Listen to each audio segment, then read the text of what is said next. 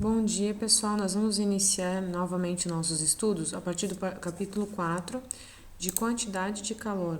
O capítulo 4, ele vai abordar então do livro texto de vocês os princípios do calor, né? Agora nós vamos estudar mais a fundo. A gente viu na sala de aula alguma coisa, mas nós vamos continuar nossos estudos. Bom, temperatura. A gente viu bastante o que era a temperatura. A temperatura está relacionada à energia cinética média das moléculas, né?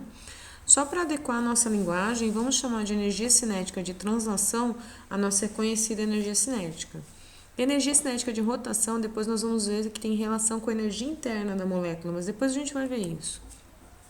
Calor. Calor é a energia que se transfere devido à diferença de temperatura. Precisa haver diferença de temperatura entre os corpos para que o calor seja transferido.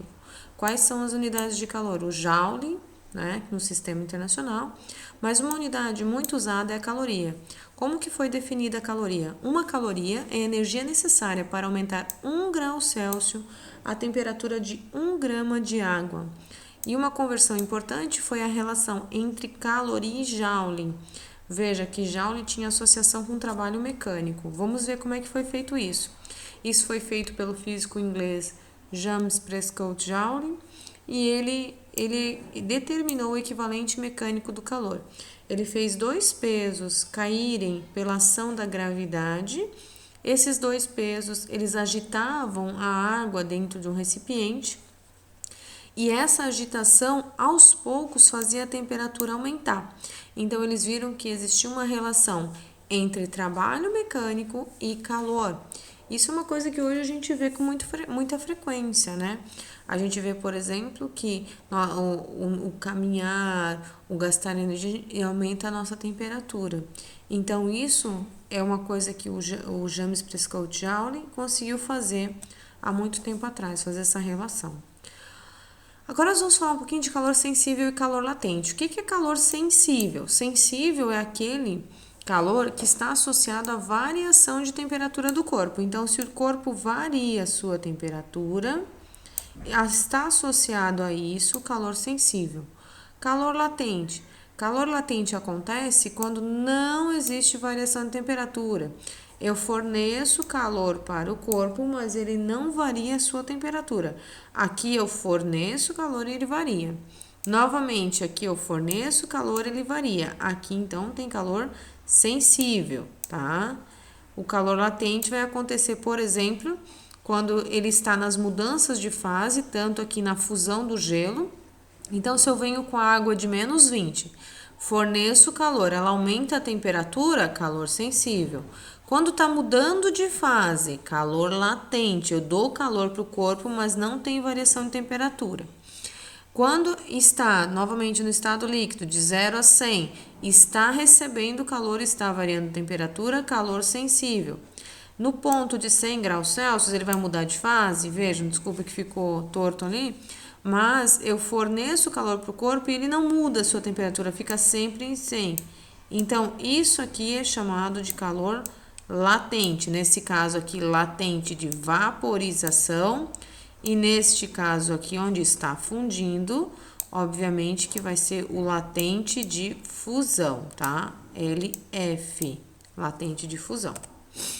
Bom, então, o calor sensível, então a equação para o calor sensível é o nosso querido Q-macete, Q igual a mc delta T.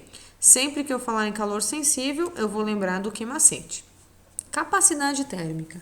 Só voltar um pouquinho aqui, porque capacidade térmica, ela tá aqui, ela se inicia aqui. Para que um determinado corpo varie sua temperatura, isso tem muita relação com a massa.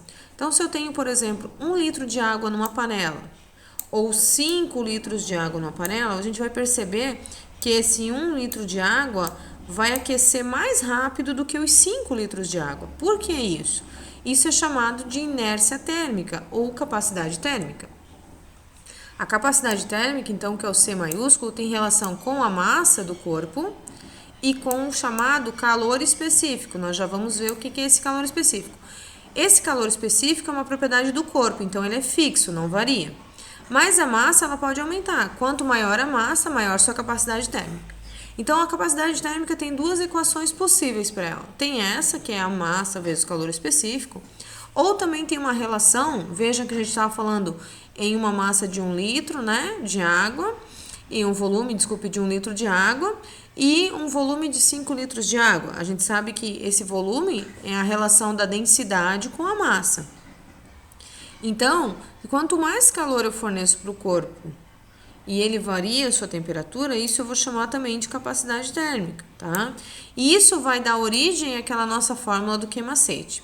Unidade de capacidade térmica. Uma vez que a quantidade de calor dividido pela temperatura, quantidade de calor pode ser joule ou caloria. E temperatura pode ser grau Celsius, ΔT, né, pode ser grau Celsius ou Kelvin. Então, eu posso ter joule por Kelvin ou caloria por grau Celsius. Cuidado, arrumem lá que saiu errado aqui no slide da professora. Caloria por grau Celsius, tá? Calor específico. O calor específico, ele é definido como a quantidade de calor necessária para variar 1 grau a temperatura de 1 grama da substância. Cada substância vai ter um calor específico. Então, a quantidade de calor que eu tiver que fornecer para a substância, para que ela varie 1 grau, uma quantidade de massa de 1 grama, isso é chamado de calor específico. As unidades do calor específico: joule por quilograma vezes Kelvin no sistema internacional, ou caloria por grama vezes grau Celsius no sistema mais usual. Então, aqui a gente tem uma tabela do calor específico de algumas substâncias. Percebam que a água é 1 caloria por grama grau Celsius. O alumínio, por exemplo, é 0,22 calorias por grama grau Celsius. O que significa? Que para a água variar 1 grau Celsius, ela precisa de 1 caloria por grama.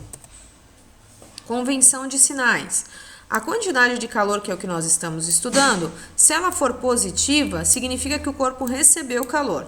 Se ela for negativa, significa que o corpo cedeu calor. Porque lembre-se, quando a gente coloca 2 corpos com temperatura diferentes em contato, é que eles vão ter energia transferida na forma de calor. Um vai ceder, o outro vai receber. O que é o princípio das trocas de calor? Então, lembre-se, se alguém recebe, alguém cedeu esse calor. Então, vejam só, a gente pode dizer que toda a soma dos calores trocados tem que ser igual a 0. Então, se eu somar o calor cedido mais o calor recebido, tudo isso tem que dar igual a 0. Bom, gente, próxima aula nós vamos resolver alguns exemplos, mas essa aula a gente encerra por aqui.